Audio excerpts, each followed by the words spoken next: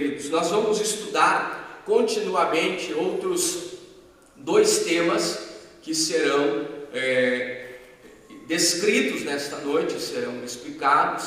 Nós vamos aprender juntos na noite de hoje sobre estes dois temas que surgem ou que seguem logo após a grande tribulação, que se dá por a segunda vinda de Cristo e também o reino milenar de Cristo. Vamos estudar sobre a segunda vinda de Cristo e o reino milenar de Cristo. Então, estes são os dois eventos que nós iremos estudar nesta noite. Nós vamos falar sobre a segunda vinda de Cristo. É conhecido como segunda vinda de Cristo ou segunda fase, vamos dizer assim, da segunda vinda de Cristo, segunda fase da segunda vinda de Cristo. E nós vamos ver alguns aspectos desta segunda vinda, porque nós entendemos que a igreja foi arrebatada, na primeira aula, e nessa primeira aula, depois que a igreja é arrebatada, depois que a igreja é assunto aos céus, encontra-se com o Senhor nos ares, aprendemos no segundo evento contínuo que na terra haverá 7 anos de uma grande tribulação. 7 anos da chamada angústia de Jacó, 7 anos em que a igreja em que os moradores da terra passarão, e simultaneamente a igreja estará no tribunal de Cristo, céus, no tribunal de Cristo com o Senhor, sendo galardoada, recebendo galardão. Então, simultaneamente, estes dois eventos estão acontecendo. Termina-se os 7 anos de grande tribulação, e haverá a segunda vinda de Cristo. O que está acontecendo na terra? Está acontecendo uma grande aflição.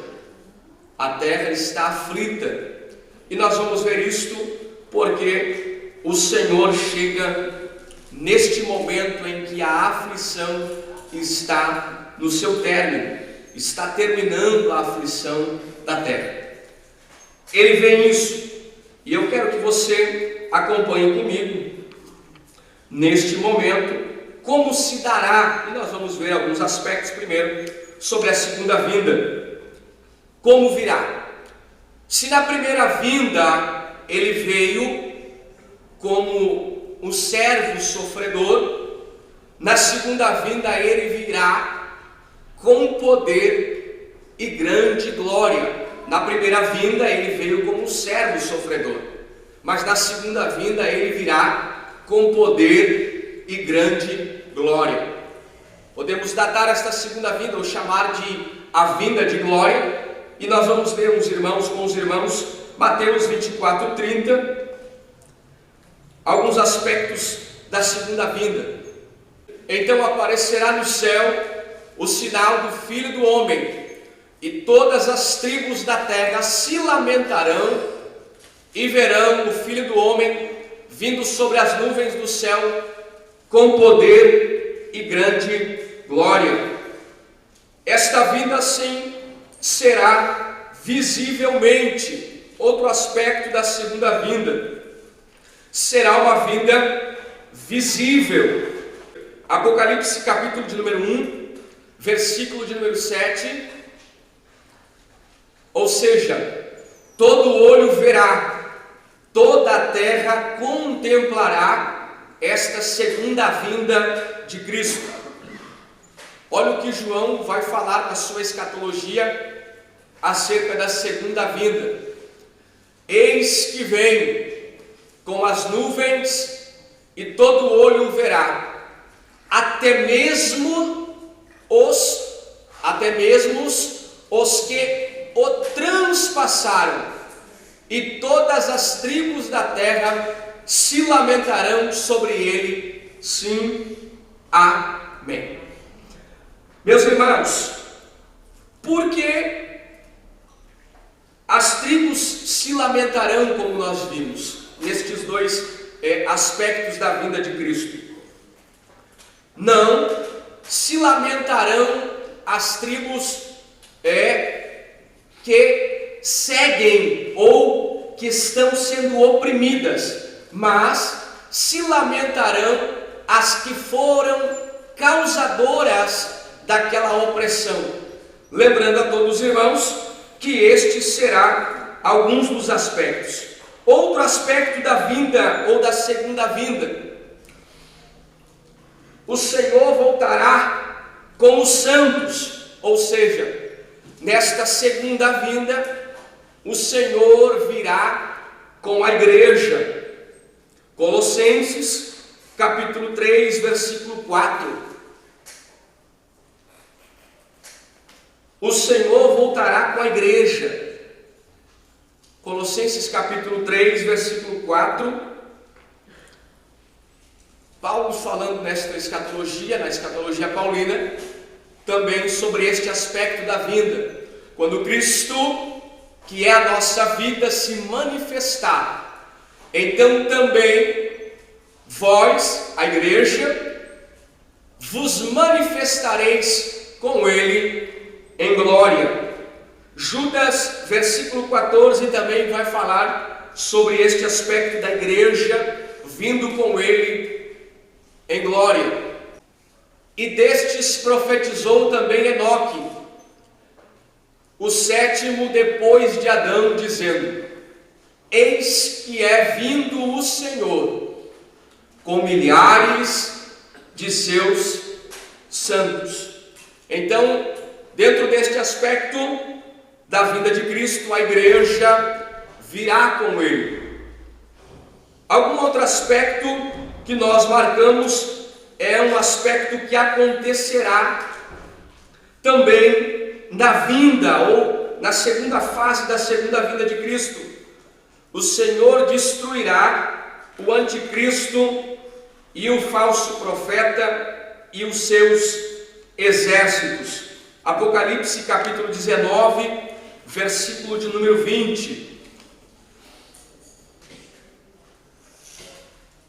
E a besta foi presa, e com ela um falso profeta, que diante dela fizera os sinais, com que enganou os que receberam o sinal da besta e o adoraram a sua imagem. Estes dois foram lançados vivos no ardente lago de enxofre, e os demais foram mortos com a espada que saía de sua boca do que estava sentado sobre o cavalo, e todas as aves se fartarão de suas carnes. Então estes são alguns dos aspectos da segunda fase da segunda vinda de Cristo. A segunda vinda de Cristo, ela se dará em dois eventos. Quais são estes eventos, irmão Ronaldo? Nós, dentro destes aspectos, falamos um pouquinho de cada um destes dois eventos que acontecerão. Mas o primeiro evento que acontecerá será a batalha do Armagedon, ou a batalha do Vale do Megido, ou do Megido. E também o segundo evento que acontecerá na segunda vinda de Cristo, ou na segunda fase de sua segunda vinda, ou na sua vinda de glória, como Mateus fala, o julgamento das nações.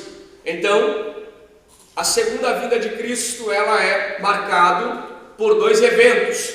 Primeiro evento, a batalha do Armagedon. Segundo evento, o julgamento das nações. E é sobre estes dois eventos que nós já vamos começar a detalhar e entender bem como acontecerá estes eventos. O primeiro evento, meus irmãos, é a batalha do Armagedon, quando termina-se, ou no final da grande tribulação, Israel será oprimida pelo dragão, que influenciará o anticristo e o falso profeta, e se levantarão contra Israel, a etnia, a nação de Israel, o povo de Israel. E isso acontecerá na batalha do Armagedon. Ele se levantará contra a nação. E aí nós vamos entender que esta batalha no Vale do Megido, que é uma região que todos nós que estudamos ou conhecemos um pouquinho sabemos que é uma região muito conhecida. O vale, ele é cercado por alguns montes. O Vale do Megido, ele é cercado por alguns montes. Vê-se do Megido, ou de cima do Monte Carmelo, pode-se contemplar o Vale do Megido. Este vale é conhecido por suas guerras no Antigo Testamento. Este vale é conhecido por um vale que aconteceram muitas guerras com a nação de Israel. E em todas estas guerras que aconteceram no Vale do Megido, Deus providenciou para a nação um escape. Deus providenciou para o seu povo um livramento. Este vale é um vale conhecido estrategicamente pelo povo para uma guerra.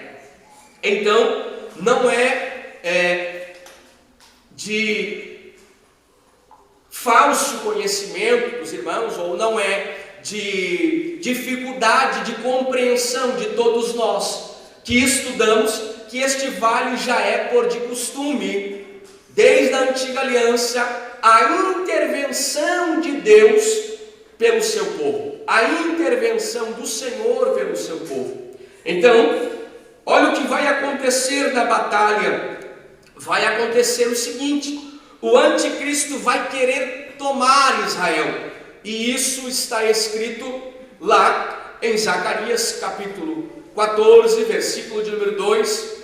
Nós vamos observar, meus irmãos, que nesta aula de eventos que nós iremos tratar no dia de hoje, são conhecidos porque os profetas da antiga aliança, eles profetizaram muito sobre estes eventos. Equivoca-se quem pensa que os profetas da antiga aliança profetizaram somente coisas que aconteceram já no passado. Não, os profetas do Antigo Testamento, eles profetizaram coisas futuras também, e muitas destas profecias cumprir-se-á na batalha do Armagedon e também no milênio que nós estudaremos mais adiante. Olha o que diz o profeta Zacarias. Zacarias fala sobre o final destes 7 anos de grande tribulação, e quando o anticristo vai querer chegar para controlar Israel, para dominar a nação. Olha o que vai acontecer: porque eu ajuntarei todas as nações para a peleja contra Jerusalém. Isso é o que vai acontecer. O que vai acontecer? O anticristo vai guerrear contra a nação de Israel. E o que ele vai fazer, irmão Ronaldo? Vai juntar todas as nações. Todas as nações aqui não significa que todas que ele chamar, que ele convocar, irão aderir a esta convocação. Todas as nações aqui serão aquelas que estarão subservientes ao anticristo. Eles irão pelejar contra Jerusalém, contra Israel. E isso é o que irá acontecer, sabendo que esta peleja se dará e a cidade será tomada, e as casas serão saqueadas, e as mulheres forçadas, e a metade da cidade sairá para o cativeiro, mas o resto do povo não será expulso da cidade. Ou seja, a metade do povo vai lutar heroicamente. Isso está lá no versículo de número 14, do mesmo livro do profeta Zacarias, o versículo de número 14, diz assim: e também Judá pelejará em Jerusalém, e se ajuntarão em redor as riquezas de todas as nações, ouro, prata, vestes em grande abundância. Eles lutarão heroicamente para defender a sua nação. E entendemos que neste momento, Israel e seus aliados, nestes últimos instantes, ou num momento de grande aflição, em que o anticristo está querendo guerrear, está querendo controlar, está querendo oprimir, em que os judeus lutarão heroicamente, se dará a vinda do Senhor, se dará a vinda de Jesus para livrar Israel daquele dia. Zacarias vai falar sobre isso, capítulo 12, versículo de número 3. Livro do profeta Zacarias, capítulo 12, versículo de número 3, diz assim: e acontecerá naquele dia, o grande dia, o dia do Senhor, que farei de Jerusalém uma pedra pesada para todos os povos, todos os que carregam com ela certamente serão despedaçados, e ajuntar-se-ão contra ela todas as nações da terra. Zacarias também vai falar sobre isso no capítulo 14 e no versículo 3 e 4. Diz assim o 3: e o Senhor sairá e pelejará contra as nações, como pelejou no dia da batalha. Olha que coisa interessante. Isso é o que acontecerá naquele dia. Zacarias, capítulo de número 12, versículo de número 10 e 11. E diz assim: e sobre a casa de Davi e sobre os habitantes de Jerusalém derramarei o espírito de graça e de súplicas, e olharão para mim a quem transpassaram, e o prantearão como quem pranteia por um unigênito, e chorarão amargamente por ele, como se chora amargamente pelo primogênito. Naquele dia será o grande pranto em Jerusalém, como o pranto de Hadad-Rimon no vale do Megido. O que é que vai acontecer, meus irmãos? Israel vai compreender o grande momento, a grande mão do Senhor vindo intervir para livrar a nação de Israel. Olha o que Zacarias fala, capítulo de número 13, versículo de número 6.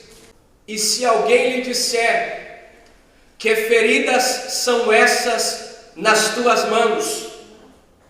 Dirá ele: são as feridas com que fui ferido na casa de meus amigos. Então, como se dará a conhecer que eles entenderão que foi o Cristo, ou que é o Cristo, o Messias, o libertador da nação, que trará livramento para toda a nação de Israel, quando ele pisar, quando os seus pés pisarem sobre o Monte das Oliveiras, então eles compreenderão, porque ele mostrará, eles verão as feridas nas suas mãos, e eles compreenderão: foi o Messias, é aquele que nós o crucificamos. E aí vai mostrar, ou vai acontecer o que o profeta Zacarias vai dizer: com que feridas são estas? Estas são as feridas com que fui ferido na casa de meus amigos. Se lamentarão e chorarão amargamente, mas serão livres, terão e obterão uma grande salvação e um grande escape da parte de Jesus naquele grande dia. Zacarias vai fazer questão de dizer que aquele dia acontecerá algumas coisas. Ele fala no capítulo 12, no capítulo 13, no capítulo 14, ele vai frisar muitas vezes a palavra naquele dia. E olha o que vai acontecer naquele dia. Capítulo 14, versículo de número 4. E nós vamos seguindo. Naquele dia, pousará os seus pés sobre o Monte das Oliveiras, que está na frente de Jerusalém, para o Oriente, e o Monte das Oliveiras se partirá no meio, uma parte para o Oriente e outra parte para o Ocidente, fazendo um vale muito grande, e a metade do monte se apartará para o norte, e a outra metade para o sul. Versículo de número 13. Então o Senhor virá com poder e grande glória, pisará os seus pés sobre o Monte das Oliveiras. O Monte das Oliveiras se fenderá ao meio, se partirá ao meio. O rio, as águas do Jordão transpassarão o Monte das Oliveiras. Este vale será alargado muito mais ainda do que ele é. E olha o que vai acontecer depois também naquele dia: o escape do Senhor para com a nação de Israel. E acontecerá naquele dia a intervenção de Deus, a intervenção do Senhor, a intervenção do Messias para livrar Israel. E acontecerá naquele dia que haverá entre eles grande pânico enviado pelo Senhor, e pegará cada um na mão de seu companheiro, e se levantará sua mão contra a mão de seu companheiro, e eles, propriamente ditos, eles mesmos se matarão. Esta é a intervenção do Senhor. Haverá um grande morticínio naquele dia. O anticristo e o falso profeta serão lançados no fogo de enxofre. O Senhor virá intervir em prol da nação de Israel naquele grande dia, na batalha do Egito. O anticristo e o falso profeta serão extirpados, serão derrotados. Apocalipse capítulo 19, versículo 20 e o versículo 21. Olha o que vai acontecer. E a besta foi presa, e com ela o falso profeta, que diante dela fizeram sinais, com que enganou os que receberam o sinal da besta e o adoraram a sua imagem. Estes dois foram lançados vivos no ardente lago de enxofre, de fogo e de enxofre. Juntamente com ele, os demais foram mortos com a espada que saía da boca do que estava sentado sobre o cavalo. E todas as aves, se fartarão de suas carnes. Então o Senhor virá intervir em favor da nação de Israel. Este será o escape da nação. Esta será a salvação da nação. E quando eles contemplarem tudo isso, haverá uma grande conversão de judeus. Eles se converterão ao Senhor. Eles compreenderão que foi o Senhor que os livrou. E eles conhecerão, ou ele se dará a conhecer ao seu povo, ao povo de Israel, que na sua primeira vinda, não o conheceram, mas com as feridas mostradas, eles se darão a conhecer e se converterão ao Senhor e o aceitarão como seu libertador. Este é o primeiro evento da segunda vinda de Cristo. O primeiro evento será esta batalha. Então a batalha é o primeiro evento dentro da segunda vinda de Cristo. E depois nós temos o julgamento das nações. Como se dará, irmão Ronaldo? Vai acontecer que depois desta batalha, depois da batalha do Armagedon, depois desta guerra, no Vale do Megido, a nação receberá um grande livramento do Senhor. A Bíblia diz que então o Senhor julgará as nações. Isso está em Mateus capítulo 25, a partir do versículo 31. O julgamento das nações acontecerá quando ou contra quem? Contra os que foram a favor da nação de Israel, os que se aliaram à nação nesta batalha, e também este julgamento se dará com os que estiveram contra a nação, os que estiveram lutando com a nação de Israel, aliando-se à nação de Israel. E também esse evento se dará, este julgamento se dará com aqueles que foram contra, aqueles que foram influenciados pelo falso profeta ou pelo anticristo. E sim, este evento acontecerá quando o Senhor julgar estas nações. Mateus capítulo de número 25. Olha o que vai acontecer. Mateus, capítulo de número 25.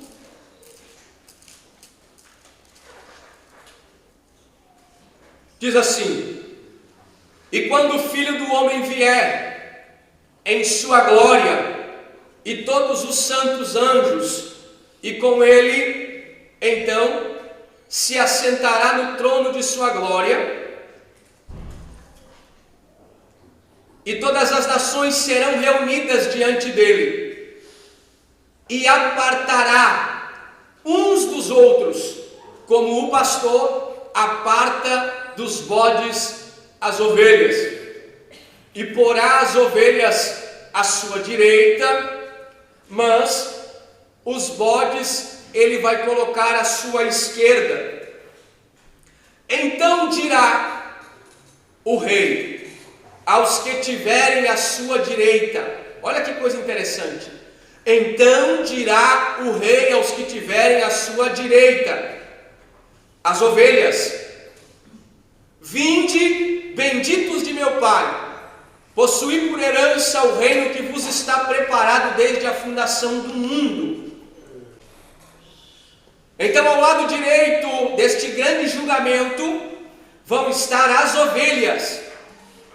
As ovelhas aqui, irmãos, e este julgamento, nós precisamos compreender que a Bíblia fala de 3 julgamentos, ou 3 tribunais. O primeiro tribunal foi descrito pelo irmão Alessandro ontem, em que este tribunal acontecerá simultaneamente com a grande tribulação, na terra a grande aflição, nos ares, o céu, o tribunal de Cristo, a igreja sendo galardoada. Então o primeiro tribunal são para os salvos. Estes participarão do primeiro tribunal de Cristo, ou o tribunal de Cristo. E este tribunal é para galardoar, e nós já aprendemos isso na aula de ontem. Mas o segundo tribunal, o chamado julgamento das nações, que é este que nós estamos lendo no capítulo 25 de Mateus, este julgamento é das nações, é fazendo separação de bodes e ovelhas. E Mateus aqui vai fazer separação de bodes, falando que bodes são aqueles que foram contra a nação, que estavam influenciados pelo poder do anticristo para ir contra a nação. E as ovelhas aqui que ficaram ao lado neste segundo julgamento, são ovelhas que ficaram a favor da nação, aliando-se a Israel. E olha o que acontecerá com este segundo julgamento. E o terceiro julgamento é o trono branco. Lá no final, nós vamos ver isso na próxima aula, que este julgamento é para a condenação eterna. Então o primeiro é para os salvos, o segundo é este que nós estamos vendo aqui, o segundo tribunal. E dentro deste segundo tribunal, irmãos, para ficar bem claro essa promessa aqui, a igreja não está inserida neste tribunal. Porque nós já vimos, quem sabe você viu, como eu já vi, muitos falarem: vinde benditos do meu Pai, possuir por herança possuir por herança o reino que vos está preparado desde a fundação do mundo, como se essa promessa fosse para a igreja. Essa promessa não é uma promessa para a igreja. A igreja já está com Cristo sendo galardoada, já recebeu o galardão e já está com Cristo neste tribunal. Os santos já estão com Ele. Ele está no meio, a multidão. Ele veio em glória. Mateus 25 diz que Ele veio em glória. 25:31, né? Ele veio em glória com todos os santos. Então estão os santos junto com Ele, a igreja, os santos anjos. À sua esquerda estão os bodes e à sua direita as ovelhas. As ovelhas aqui não são, e eu vou frisar novamente, a igreja de Cristo. As ovelhas aqui são as pessoas que participaram da batalha do Megido e ficaram a favor da nação de Israel. Então há uma promessa sobre eles: vinde, benditos do meu Pai, possuir por herança o reino que vos está preparado. Este reino não é o reino eterno, este reino é o reino milenar de Cristo, que nós já vamos ver. É o reino milenar de Cristo. Eles vão estar participando, serão salvos, não irão ser condenados e participarão dos benefícios do reino milenar. Estas são as pessoas que são chamadas de ovelha. Certo, meus irmãos? Agora vamos seguir. Por quê?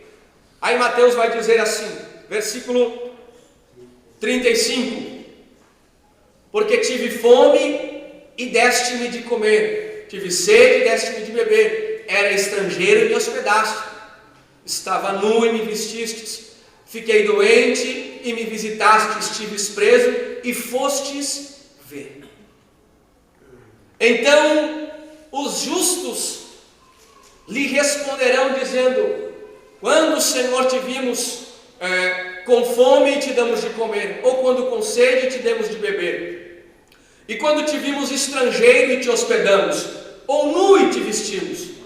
E quando te vimos enfermo ou na prisão e fomos ver-te? Respondendo o rei, lhes dirá: em verdade vos digo que quando fizestes aos meus irmãos pequeninos, a mim também fizestes. Quando vocês estiveram na batalha do lado da nação de Israel, vocês estavam comigo. E não só isso, irmãos, para ficar bem claro para os irmãos, eles não só serão abençoados por isso, eles serão abençoados e salvos para o reino milenar e possuirão essa promessa que não é para a igreja. Também sabe por quê? Não é porque eles só tiveram, irmão Ronaldo, eles vão ser salvos só porque eles estiveram do lado de Israel. Não. Eles vão ser salvos porque eles não se submeteram ao anticristo. Eles não aceitaram adorar a besta e eles não aceitaram a marca. Eles vão ser salvos porque eles acreditaram, escute-me bem, o que nós vimos lá na grande tribulação. O que aconteceu na grande tribulação? Os mensageiros da grande tribulação, 2 testemunhas, os 144 mil homens que pregaram o evangelho do reino na grande tribulação, e eles acreditaram no evangelho do reino. Por isso eles também se posicionaram ao lado da nação de Israel. Eles não só receberam esta promessa do reino, de ser salvo com Cristo e participar do reino milenário, por causa de estar com a nação de Israel, não, mas porque eles também se submeteram e não adoraram a besta, não aceitaram a marca, mas eles acreditaram na mensagem do evangelho pregado lá na grande tribulação. Por isso eles participarão. E, seguindo, Rafael, versículo 41. Então dirá aos da esquerda: apartai-vos de mim, malditos, para o fogo eterno, preparado para o diabo e seus anjos. Deixa ali, só para nós frisarmos bem rápido. Mateus vai fazer questão de dizer que o que Deus preparou, ou o fogo e o inferno, não foram preparados para pessoas. O fogo e o inferno não foram preparados para pessoas. O fogo preparado foi para o diabo e seus anjos. Mas, versículo 42, o que aconteceu? Porque eles não só se opuseram contra a nação, mas eles também aceitaram a marca, mas eles também acreditaram no anticristo. E olha o que aconteceu. Deus vai dizer: eu tive fome e não me destes de comer, eu tive sede e não me destes de beber, sendo estrangeiro não me recolheste, estando nu não me visitaste, e estando enfermo e na prisão e não me visitastes. Então eles também lhe responderão dizendo: Senhor, quando te vimos com fome ou com sede, ou estrangeiro, nu ou enfermo, ou na prisão e não te servimos? Então lhes dirá, ou lhes responderá dizendo: em verdade vos digo, que quando a um destes pequeninos não fizestes, também a mim não fizestes. Nós usamos muito esta palavra para a obra social, irmãos, e isso é muito importante na igreja, a obra social. Mas este contexto de julgamento das nações e estes versículos que nós estamos lendo não tem a ver com obra social. Este tem a ver com se opor ou não se opor a favor do anticristo, a favor de Cristo ou junto com a nação de Israel, e a separação daqueles que foram contra a nação de Israel. Ficou bem claro, meus irmãos? Amém? Então o julgamento da nação, o julgamento das nações e também a batalha do Egito. Estes dois eventos se darão simultaneamente. Vai acontecendo, ou progressivamente falando, irão acontecer, como nós cremos que a nossa escatologia ela é dispensacionalista, literal, né? Os fatos acontecerão literalmente. Então vai acontecer isso, destes dois eventos que acontecerão na segunda vinda de Cristo. Agora nós vamos para o outro evento que acontecerá. Primeiro evento, segunda vinda de Cristo.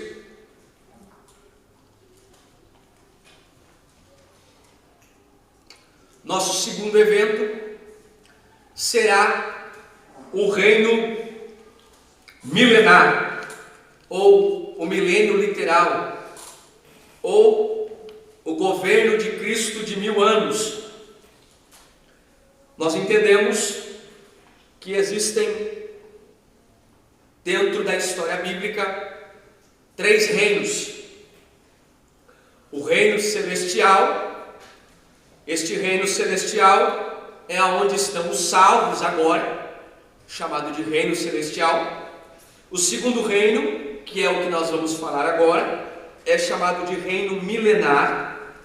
E neste reino milenar, ele não só estão os salvos, mas o reino milenar, ele é composto, como nós já vimos no Mateus 25, de ressurretos e não ressurretos. Ou seja, a igreja de Cristo, a igreja estará com Cristo, a igreja com o corpo glorificado, a igreja com o corpo glorificado estará com Cristo no milênio, e participarão do milênio também os irressurretos, ou seja, aqueles que ainda também não obtêm o corpo ressurreto, que foram aqueles que foram separados e salvos no julgamento das nações. Isso é o que vai acontecer. E também o terceiro reino que nós entendemos que a Bíblia nos mostra é o reino eterno, lá no final, que são chamados só os ressurretos. Só os ressurretos que são compostos do reino eterno. O reino milenar de Cristo, meus irmãos, ou o governo de Cristo de 1000 anos, nós temos aí uma parte, que fala sobre o vocábulo do milênio, os termos latinos, mille, mille ou 1000 anos, simplesmente 1000 anos. O milênio significa um período de justiça, paz, retidão e abundância. Então, o milênio de Cristo governando, ele vai ser o oposto de tudo aquilo que nós vivenciamos agora. O governo de Cristo milenar será o oposto de tudo aquilo que nós vivenciamos. Nós vivemos em um reino, ou num governo, ou em governos de injustiças.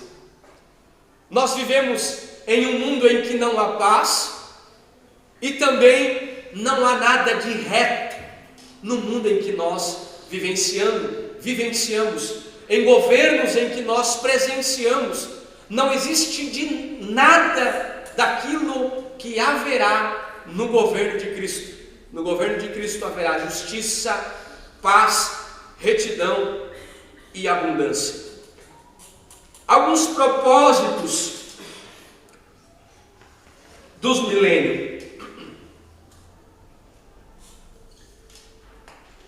Para nós vermos bem, meus irmãos, eu quero que você põe para nós aí Isaías capítulo 2, versículo 1 ao 4. E aí nós vamos começar também a demonstrarmos através de algumas profecias bíblicas que aconteceram no passado e foram com o direcionamento para o futuro milenar. Dentre eles, iniciamos com o profeta Isaías, que vai falar sobre isso. A visão que teve Isaías, filho de Amós, a respeito de Judá e de Jerusalém, versículo 2: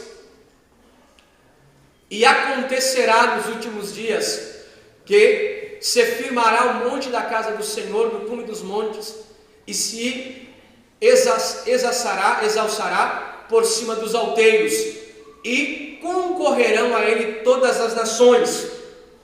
Ou seja, virão a ele todas as nações.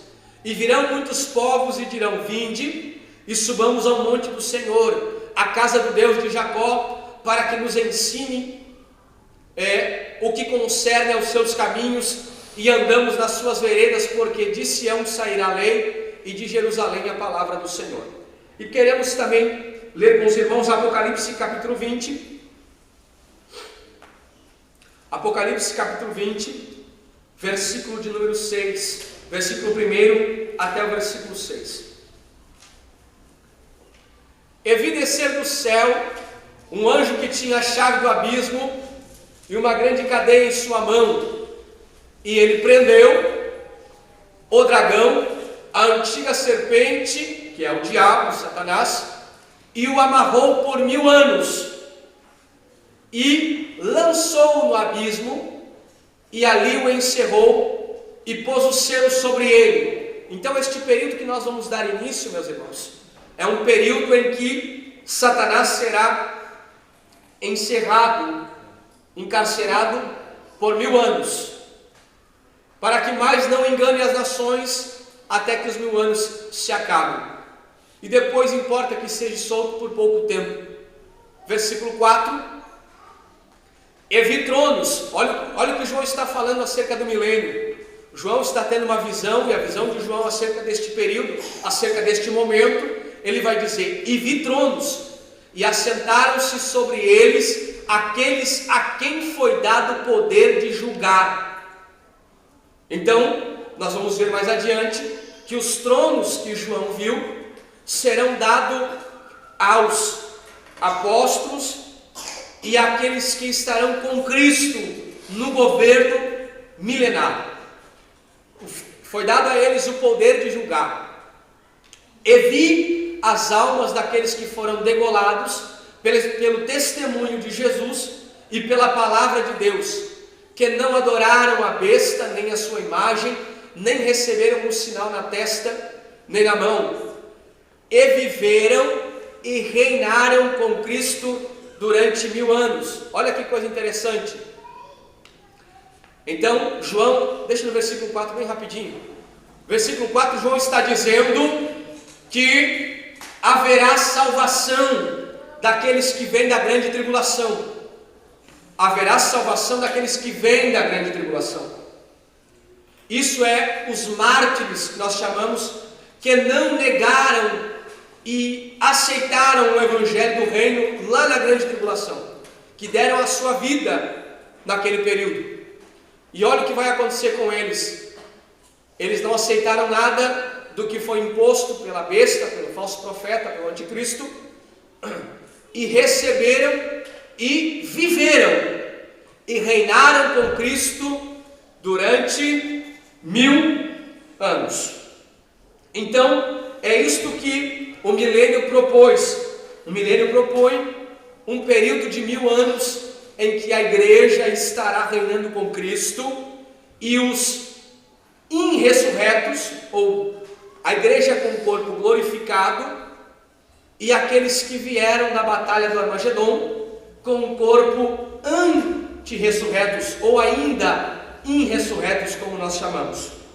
Algumas características o milênio propõe, e eu quero avançar, e alguns versículos eu vou ler, e outros nós vamos passar mais adiante, porque algumas partes são importantes. O propósito do milênio. No princípio, Deus estabeleceu uma ordem moral sujeita às tentações de Satanás, e a terra caiu sob servidão. Quando os efeitos da maldição tiverem sido anulados e Satanás tiver sido amarrado, como nós lemos, então os homens serão livres para observar e vão poder compreender o amor, a justiça e a sabedoria do Senhor, pois Ele mesmo estará governando o mundo com equidade, ou seja, com retidão e com verdade. Então, o primeiro propósito é entender que não haverá uma influência diabólica no milênio, não haverá uma influência satânica no milênio. Então, os homens poderão compreender e ver o amor, a justiça, a sabedoria e a sua governabilidade, o governo do Senhor. O segundo propósito é que este reino milenar é necessário para quê? Para cumprimento de muitas profecias que foram descritas no Antigo Testamento. Características do milênio.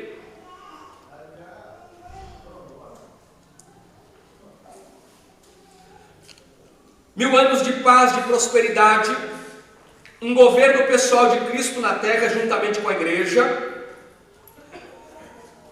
Jerusalém será a capital mundial. Isso nós vimos ali em Isaías, capítulo de número 2, que Jerusalém será a capital mundial. O que nós vimos em Isaías é que o Senhor governará durante este período de 1000 anos de Jerusalém. Jerusalém será a capital mundial. O que vai acontecer no milênio? Não haverá escassez de alimentos. Isso eu quero ler com os irmãos. Isaías capítulo 35, versículo 1. Olha o que vai acontecer. O deserto e os lugares secos se alegrarão com isso, e o ermo exultará e florescerá como a rosa. Olha as profecias milenares de Isaías. Abundantemente florescerá e também ressurgirá de alegria e exultará. A glória do Líbano se lhe deu, bem como a excelência do Carmelo e de Saron, e eles verão a glória do Senhor e a excelência do nosso Deus. Isso é o que vai acontecer no milênio. E também nós vamos ver algumas características que acontecerá no milênio. As características do milênio. A lei do Senhor será obedecida por todos. De Jerusalém vai sair as suas leis. De lá ele governará todas as nações. A lei do Senhor será obedecida por todos os povos. Isaías capítulo 11, versículo 4. E Isaías 65 e 20, eu quero ler o 11. Olha o que vai acontecer. Mas julgará com justiça os pobres e repreenderá com equidade os mansos da terra, e ferirá a terra com vara de sua boca, e o sopro de seus lábios matará o ímpio. Ou seja, não haverá uma dificuldade de compreender as leis do Senhor, a sua palavra. Olha o que vai acontecer também em outra característica. O reino animal experimentará uma maravilhosa transformação. Todos viverão pacificamente. Isaías capítulo 11, versículo 6 até o 8.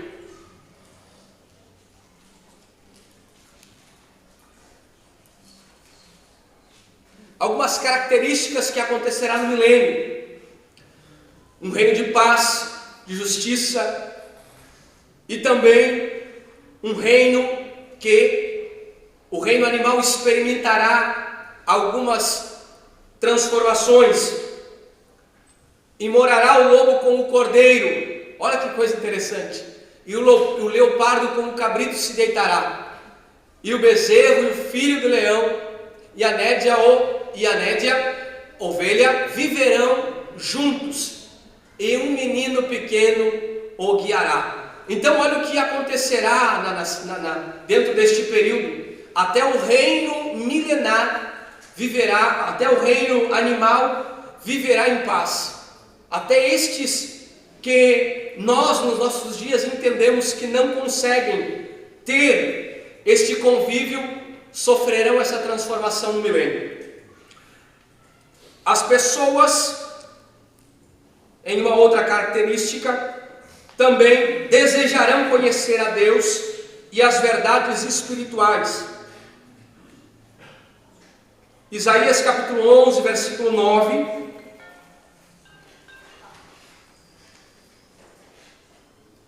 Não se fará mal nem dano algum em todo o monte da minha santidade, porque a terra se encherá do conhecimento do Senhor, como as águas cobrem o mar. Assim como as águas cobrem o mar, assim a terra se encherá do conhecimento do Senhor. E a terra, irmão Ronaldo, o milênio e a terra, estas são algumas características.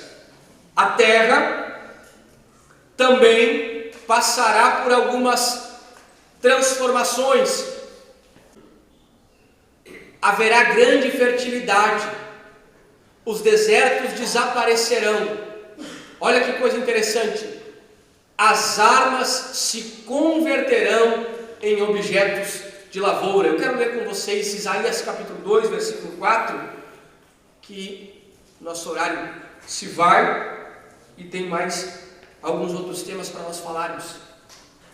E ele exercerá o seu juízo sobre as nações e repreenderá a muitos povos, e estes converterão as suas espadas em enxadões, as suas lanças em foices. Não levantará espada nação contra nação, nem aprenderão mais a guerrear. Ou seja, não haverá um exército preparado, como hoje nós vemos exércitos se preparando para uma guerra com armas nucleares ou com armas de guerra. No milênio não existirá armas de guerra. No milênio não existirá pólvora. No milênio existirá somente armas de trabalho. No milênio somente existirá objetos de trabalho. Isso é a transformação do milênio. Vamos mais adiante. Eu preciso falar para nós corrermos aqui. O milênio e Jesus. Jesus governará todo o mundo. Filipenses capítulo 2, versículo 9 até o 11, que é um texto que nós, às vezes, explanamos muito nos dias de hoje, mas dentro da escatologia paulina, este texto é para o futuro milenar. Depois da humilhação que nós vemos lá de Cristo, do versículo 5, põe para nós desde o 5, Rafa, para ficar mais explícito. De sorte que haja em vós, o apóstolo Paulo está escrevendo à igreja de Filipenses. Paulo está pedindo que a igreja tenha o sentimento de Cristo,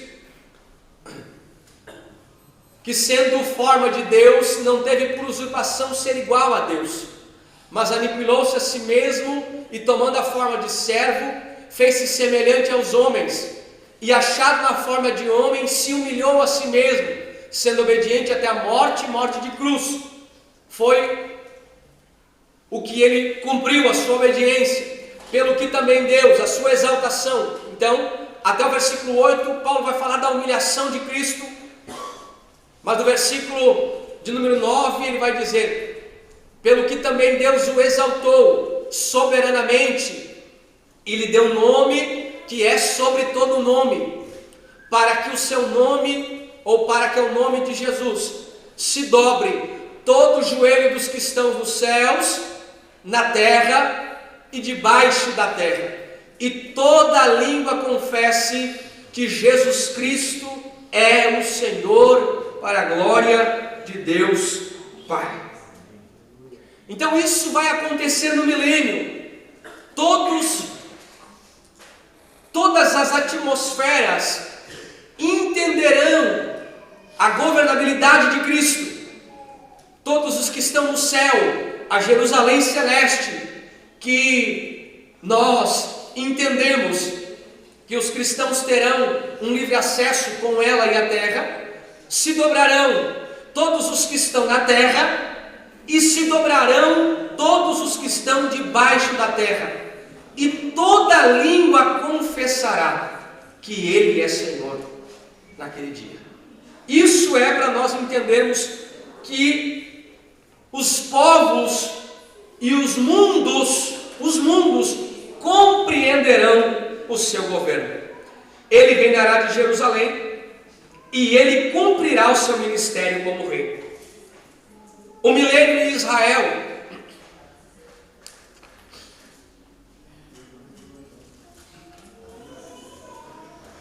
o templo será reconstruído no milênio. Jerusalém será sede do governo milenar e mundial de Cristo. Um rio fluirá do templo milenial. Aquela parte que nós lemos, e eu preciso ler com os irmãos, porque isso vai acontecer no milênio. Zacarias capítulo 14, versículo 8, e depois nós vamos entender a profecia de Ezequiel capítulo 47. Zacarias capítulo 14, versículo 8. Jesus pisou no Monte das Oliveiras e ele se abriu, se partiu, naquele dia, olha o que vai acontecer. Acontecerá que correrão de Jerusalém águas vivas, metade delas para o oriental e metade delas para o ocidental. E no inverno sucederá isso. Até o 12. 9. E o Senhor será o seu rei sobre toda a terra naquele dia. Um será o Senhor e um será o seu nome. Toda a terra ao redor se tornará planície, desde Geba até Rimon, ao sul de Jerusalém. Ela será exalçada e habitada no seu lugar, desde a porta de Benjamim até o lugar da primeira porta. Está falando do templo, da reconstrução do templo. E o que sairá do templo, as águas que sairão do templo. Versículo 11. E habitarão nela, e não haverá mais anátema, porque Jerusalém habitará segura. E esta será a praga com que o Senhor ferirá todos os povos que guerrearem contra Jerusalém. A sua carne será consumida, estando eles de pé, e lhes será apodrecendo os olhos nas suas órbitas, e lhes apodrecerá a língua na sua boca.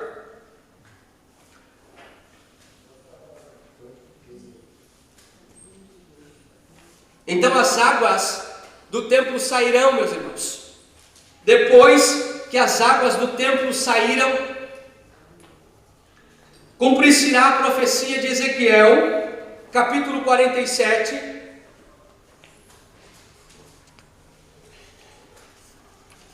A profecia de Ezequiel, capítulo 47. Ezequiel, capítulo 47. A partir do versículo 8.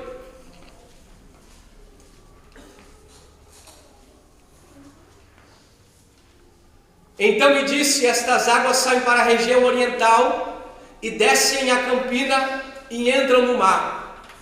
E sendo levadas ao mar, as águas, que são águas que Ezequiel disse que são águas purificadoras que sairão do templo, serão levadas ao mar e sararão as águas. Ou seja, todos nós conhecemos e sabemos que o Mar Morto hoje, ele é conhecido porque é morto pela grande quantidade de sal. E essa grande quantidade de sal não pode constituir neste mar vida. Mas, no milênio, a profecia de Ezequiel, de que as águas que fluíram lá do templo, as águas que saíram do oriente e do ocidente do templo, das bordas do templo, que fluíram e foram em direção até o mar, percorriam sobre o Jordão e desembocaram lá no Mar Morto. As águas que eram tidas como águas mortas, elas serão saradas. Versículo de número 9. E será que toda criatura vivente que vier, por onde quer que entrarem estes dois ribeiros, essa criatura viverá, e haverá muitíssimo peixe, porque nela chegarão as águas e sararão, e viverá tudo por onde quer que entrar este ribeiro. Versículo 10. Será também que os pescadores estarão junto dele, desde Engedi até Englaim. Haverá um lugar para estender as redes, o seu peixe, segundo a sua espécie, será como o peixe do mar, grande em multidão excessiva. Mas os seus charcos e os seus lamaceiros não sararão, serão deixados para o sal. 12. E junto do ribeiro, à sua margem, de uma e outra banda, subirá toda sorte de árvore, que dá fruto para se comer, não cairá sua folha, nem perecerá o seu fruto. Nos seus meses produzirá novos frutos, porque as suas águas saem do santuário, e o seu fruto servirá de alimento, e a sua folha servirá de remédio. Então estas águas sairão do templo, são chamadas de águas purificadoras, e desembocarão na profecia de Ezequiel capítulo 47. A profecia que Ezequiel profetiza lá no capítulo 47 do templo e as águas purificadoras que saem do templo cumprir-se-ão no milênio.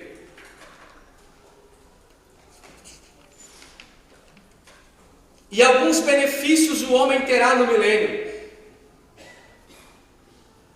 O homem terá alguns benefícios no milênio. A vida será prolongada. A vida será prolongada. Os falecimentos serão reduzidos. Não quer dizer que não vai haver morte, haverá morte, mas os homens serão mais saudáveis, viverão pelo seu grande cuidado com a saúde que terão. Haverá um índice de natalidade, um elevado índice de natalidade, nascerá muitas pessoas, haverá uma abundância de saúde. E o que nós falamos, porque haverá uma grande abundância de saúde? Porque as águas que fluíram lá debaixo do templo, as folhas dos frutos das árvores que botaram às margens do rio, elas vão servir como remédio. Elas servirão como remédio para curar as pessoas. As folhas das árvores que Ezequiel profetiza servirão como remédios para curar as pessoas no milênio. Quem são os pregadores do milênio? Haverá pregação, irmão, não? Haverá os mensageiros do milênio. Eles precisarão compreender, as pessoas precisarão compreender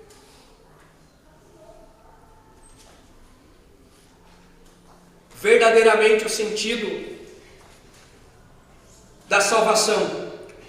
Os judeus serão mensageiros do rei e também os judeus realizarão um grande movimento missionário. Haverá salvação no milênio? Haverá salvação no milênio.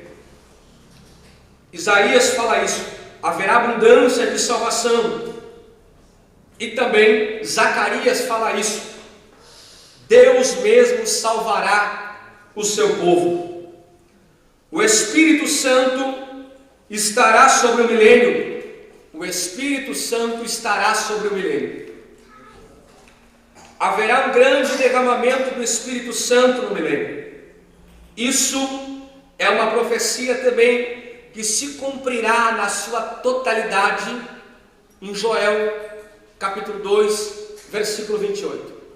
Essa profecia, ela se cumpre na sua totalidade no milênio. Nós temos, muitos de nós compreendemos que este texto de Joel capítulo 2 foi profetizado e ratificado por Pedro lá em Atos dos Apóstolos, mas essa profecia, ela se estende até o milênio.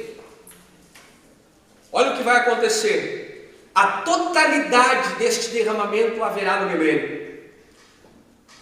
Nos últimos dias do milênio, há de ser que depois derramarei do meu Espírito sobre toda a carne. Vossos filhos e vossas filhas profetizarão. Os vossos velhos terão sonhos. Os velhos terão sonhos. Os vossos jovens terão visões. E também sobre os servos e sobre as servas naquele dia derramarei do meu Espírito, e mostrarei prodígios no céu e na terra, sangue, fogo e coluna. Há uma totalidade neste cumprimento desta profecia lá no milênio, sobre todos os moradores ou sobre todos os habitantes da terra que compreenderem a mensagem no milênio. E como se dará o final, meus irmãos? O final do reino milenar de Cristo. Todas as nações terão que ir celebrar a festa dos tabernáculos lá em Jerusalém, e eles terão que enviar os seus representantes de ano em ano, e então os países que não o fizerem começarão a sofrer danos por falta de chuva. Vai começar a acontecer nos últimos momentos do final do milênio um espírito de rebeldia, mostrando que o homem mesmo também sem a influência diabólica, ele pode estar com o seu coração longe de Deus. Mesmo sem uma influência diabólica, ele pode estar com o seu coração longe daquilo que Deus preparou para ele. E aí começará rebeldia e mortandade, e haverá um plano para derrubar o governo de Cristo no milênio. Isso é estes dois eventos que nós queremos declarar aos irmãos que acontecerão. O primeiro evento, a segunda vinda de Cristo, que foi datado, como nós já falamos, depois da grande tribulação. Este primeiro evento, a igreja estará com Cristo, virá com Cristo e governará com Cristo no milênio. Os homens, Cristo e todas as suas características que nós vimos aqui serão para os moradores do milênio. E a igreja estará com Cristo, participando deste momento com o Senhor. E depois nós vamos ver que mais adiante aí existem outras partes que o nosso irmão Eliseu também estará compartilhando com os irmãos na próxima aula. Seguirá, meus irmãos, a nossa cronologia bíblica, e aí nós vamos ver que terminará este período de 1000 anos, e haverá alguns outros eventos também, onde Satanás será solto, e outros eventos se desenrolarão e acontecerão na terra. Amém, meus irmãos? Vamos nos colocar de pé. Obrigado aos irmãos pela paciência, pelo momento de estarmos juntos e compreendermos que estes eventos são de grande importância para nós compreendermos dia após dia. Amém, meus irmãos?